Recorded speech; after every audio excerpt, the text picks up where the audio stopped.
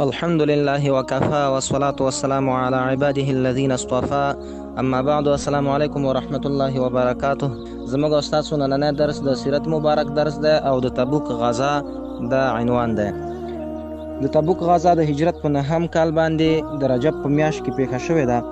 د موتا په غزا کې چې کله د رومیانو قواو غټه ماتې وخوړله او شرمیدونکې ماتې وخوړله، په دې معنی چې صحابه کرام 3000 کسانو او دوی تقریبا 2 لکه نفرو، نو دوی ته ماتې ورکړه. نو دغه ماتې په سبب باندې دوی ډیر دردېدلي وو او ډیر غوسه شوي وو. نو په همدغه وجه باندې رومیانو یو ځل بیا د مسلمانانو مقابلې دپاره تیاری نیوه. رسول الله صلی الله علیه وسلم د دوی په نیت باندې خبر شو چې دوی تیاری نیولی د مسلمانانو دپاره، او داسې یو بل سره ویلي دي چې دا پیره به د مسلمانانو نوم ورکوو، ختموو به. نو نبی علیه السلام چې چیرته مسلمانانو ټولو ته د جهاد دپاره اعلان وکړ او ټولو ته په تاکیدي ډول باندې وویل چې باید جهاد دپاره تاسې راووځئ، لاړ شئ. نو په دې وخت کې هوا هم ډېره سخته ګرمه وه د تبوک په غزا کې، او وچکالي هم یو څه موجوده وه او خلکو اولګه کې وو، میوې پخې شوې وې په دې وخت کې د مدینې منورې، او هر چا به خپله دغه کوه، فصلونه به مثلا د میوې به خپل شکولې. دغه تجارت په دې وخت کې په مدینه منوره کې د خرماو، نو خلکو دا خوښول چې سفر دپاره ونه وځي، او بیا دا د نبي علیه السلام امر او دوی د نبي علیه السلام امر نشو ماتولی، نو ټول راووتل. رسول الله صلی الله علیه وسلم مالدار خلک چې په صحابه کرامو کې وو هغوی ته دا خبره وکړه چې تاسو توښه برابره کوي د بېوزلو خلکو دپاره چې کوم یو موږ سره په دې غزا کې وځي. 10,000 صحابه کرام په دې غزا کې وو نبي علیه السلام سره، نو دوی دپاره توښه برابره کوي تاسې مالدارو صحابه کرامو ته یې ویلې. نو هر یو په خپله خوښه باندې د خپلې وسې مطابق او په ډېر اخلاص باندې کومکونه وکړه، چې اول په ټولو کې ابوبکر صدیق رضی الله تعالی عنه 4,000 درهم یې راوړل، نبي علیه السلام ته یې ورکړه. نبي علیه السلام ورنه پوښتنه وکړه چې ابوبکره څه دې راوړل او څه دې پرېښودل؟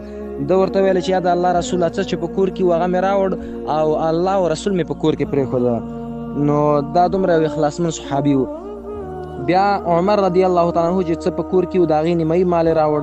عثمان رضی الله تعالی عنه ډېر زیات مال په دې غزا کې راوړ او نبي علیه السلام ته یې ورکړه چې 10,000 دیناره نغدې روپۍ وې او 300 د مالونو سره بار وښانې نبي علیه السلام ته راوړل، او 50 آسونه نبي علیه السلام ته راوړل چې په دې غزا کې بېوزله او فقراو صحابه کرامو ته یې ورکړي تر څو غزا ته پرې لاړ شي. بیا نبي علیه السلام چې کله عثمان رضی الله تعالی عنه د هر څه راوړل، بل روایت کې راځي چې 900 اوښان او 100 آسونه یې راوړل. نبي علیه السلام وایي چې ما ضر عثمان ما عمل بعد اليوم، عثمان نن ورځې نه بعد چې څه کوي دته به ضرر نه رسیږي. مستدرک حاکم حدیث دی دا. نو دې نه وروسته بیا عبدالرحمن بن عوف رضی الله تعالی عنه 200 اوقې یعنی 9.5 کیلو سپین زر راوړل. همداسې عباس رضی الله تعالی عنه هم مالونه راوړل. نور خلک لکه طلحه، سعد بن عباده، محمد بن مسلمه رضی الله عنهم اجمعین او نور هم داسې نور صحابه کرامو هغوی خپل مالونه راوړل. عاصم بن عدي 14 ټنه خرما راوړله صحابو ته. بیا په دې کې نور مسلمانانو هم یو بل پسې صدقې کولې، تر دې پورې چې بعضې صحابه کرامو چې یو موټی خرما به چا راوړله، یو موټی په اندازه یو څه به یې نور راوړل د خپل وسې مطابق. یو شمېر صحابه کرام راغله نبي علیه السلام ته او ورته ویله چې موږ د لارې توښه موږ نه لرو او موږ ته سورلي پیدا کړه، مثلا اس وښه چې موږ تا سره لاړ شو. نو قرآن کریم په سورة توبه کې الله تعالی فرمایي 92 نمبر آیات کې چې نبي علیه السلام ورته ویلې لا اجد ما احملکم علیه تولوا واعینهم تفیض من الدمع حزنا الا یجدوا ما ينفقون. نبی علیه السلام ورته ویلې زه تاسې ته هغه څه نشم برابرولی سورلي، ځکه نور څه موجود نه و. نو دا صحابه کرام نبي الله وایي چې بیرته وګرځېدل او سترګې ډنډې شوې د اوښکو نه او ویې ژړلې د دې د وجې نه چې دوی څه پیدا نه کړ چې دې غزا ته پرې لاړ شي. بیا عثمان رضی الله عنه، عباس رضی الله عنه او داسې نور صحابه کرامو به ورته توښه برابروله. بعضو ته منافقانو بیا په دې وخت کې خبرې شروع کړې چې چا به ډېر مال راوړه، وایي ګوره دا ریا کوي، ډېر مالونه یې راوړل، او چا چې به لږ مالونه راوړه دوی به پرې ملنډې وهلې. بې ځایه ریشخند او دغه کوو دا د منافقانو په هر حالت کې دا کارو. کله به ویل چې نبی علیه الصلاة والسلام څنګه دومره جرأت کوي چې رومیانو سره جنګیږي. رومیان یو ډېر په دغه کې جنګونو کې دوی ډېر مهارت لرو او ډېر مشهور او نو دوی ویل چې دا څنګه د هغوی سره جنګیږي او د فتح زیری ورکوي یو بل ته.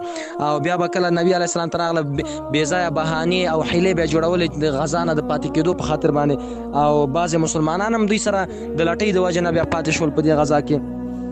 نو نبی علیه الصلاة والسلام د مدینې منورې کارونه محمد بن مسلمه رضی الله تعالی عنه ته وسپارل او علی رضی الله تعالی عنه یې خپلې کورنۍ ته پرېښود چې بچیانو سره پاتې شه. نو د مسلمانانو عمومي بیرغ یې ابوبکر صدیق رضی الله تعالی عنه ته ورکړ او نور بیرغونه یې هم په صحابه باندې وویشل. مهاجرینو بیرغ زبیر بن عوام ته رضی الله عنه، د اوس بیرغ اسید بن حزیر ته او د خزرج بیرغ حباب بن منذر رضی الله تعالی عنه ته ورکړ.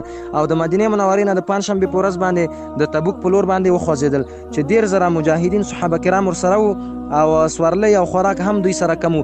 18 صحابه کرام به په یو وخت باندې سپارېدل او دا رقم یو خرما به تقریبا څو نفرو خوړله چې هېڅ شیان موجود نه وو او دا ګرمي هم ډېره زیاته وه او اوبه هم موجودې نه وې. بیا به دوی اوښان حلالول. اوښانو په ګېډو کې داسې خاصیت اوښ لري چې هغه اوبه جمع کوي، بیا به دا اوبه راغېستلې خوړلې به.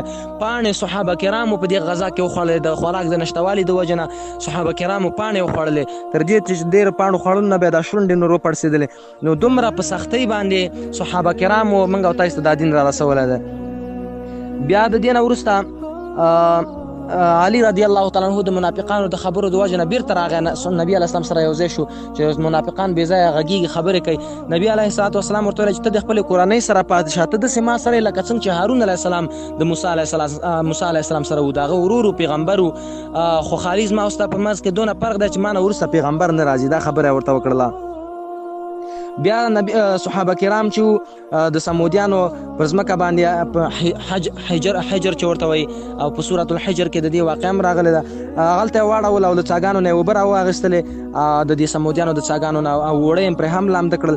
نبي علیه الصلاة والسلام ورته امر وکړ چې دا اوبه هم راغېستې دي دا هم چپه کوي او کوم اوړه چې په دې اوبو باندې لامده کړي دا اوړه هم اوښانو ته ورکوي. بیا نبي علیه الصلاة والسلام صحابه کرامو ته امر وکړ چې تاسو لاړ شئ او د صالح علیه السلام هغه ساعت چې صالح علیه السلام به خپلې اوښې ته ترې اوبه ورکولې هغه ځای نه اوبه وڅکئ. بیا نبی علیه الصلاة والسلام چې کله د سمودیانو په کورونو باندې تېرېده نو خلکو ته ویل چې تاسې به په دې کورونو باندې نه ورځئ ځکه چې دا کورونه د الله د عذاب لاندې تېر شوي دي، دوی باندې شدید باد راغلی دی. د سمودیانو بېله قصه ده انشاءالله بیا به په خپل وخت باندې کوو. نو که چېرته تېرېږئ نو په یو حالت کې تېرېدلی شئ چې تاسې به جاړئ او که جړلی نه شئ بیا په دې لاره باندې مه تېرېږئ. او نبي علیه الصلاة والسلام چې هم خپله تېرېده نو سر یې ټیټ که او ډېر په منډه باندې تېر شو، په حدیثو کې راځي. بیا نبی علیه الصلاة والسلام په دې غزا کې بعضې منځونه جمع بین صلاتین کړی ده چې زموږ او ستاسې مذهب کې نشته او امام شافعي صاحب مذهب کې شته. 2 منځونه بیا یو ځای سره کول، یو منځ بیا په آخر وخت کې کوو او 2 منځ بیا په اول وخت کې کوو. نو دا د هغوی په مذهب کې د امام شافعي صاحب مذهب کې. کله چې تبوک ته ورسېدل ابو خیثمه په نامه یو مؤمن و صحابي و، دا راغی نبي علیه السلام ته بغیر د کوم عذر نه پاتې شوی و. نو کله چې کور ته لاړ خپل باغ ته ننوته چې خپلې بیبیانې راغلې او ده ته ډېر ښه ښایسته ځای باغچه کې جوړ کړه، یخ ځای برابر کړ ورته ځکه ګرمي وه او خپله بیبیانې مور سره راغللې او خوراک یې ورته کېښوده. کله چې دا وکتلې نو ویې ویل چې نبي علیه الصلاة والسلام به جګړه کوي، هغه به په سختو ګرمي حالات کې او زه به دلته خپلو ښځو سره ناست یم مزې او چړچې به کوم. نو بېرته ښځو ته ویل چې ما دپاره توښه برابره کوي او هماغه و چې خپلو ښځو ورته توښه برابره کړله او خپل اس باندې سپور شو او نیزه یې خپل راواغېستله، توره یې راواغېستله او د تبوک د غزا په تبوک ځای ته ورسېده. نبي علیه الصلاة والسلام سره یو ځای شو. پاتې درس په بل کلب کې انشاءالله درته